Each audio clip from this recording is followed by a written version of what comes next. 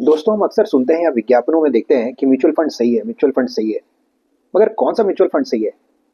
क्या आपको सारे म्यूचुअल फंड की सारी स्कीम में इन्वेस्ट करना चाहिए? आपके लिए कौन सी स्कीम बनी हुई है, या आपके पोर्टफोलियो को और आपके रिक्वायरमेंट को कौन सी स्कीम सुटेबल है या आपको सूट करती है?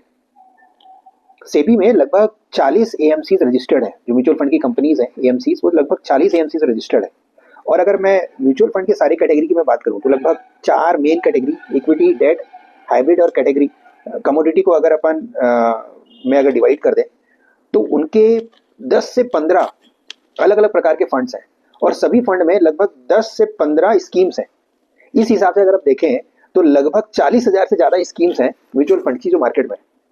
तो हम कौन सी स्कीम में इन्वेस्टमेंट करें? दोस्तों, आपके हिसाब से और आपके पोर्टफोलियो के हिसाब से और आपकी रिक्वायरमेंट के हिसाब से 3 से 4 फंड और 3 से 4 स्कीम ही है जिसमें आपको इन्वेस्ट करना चाहिए।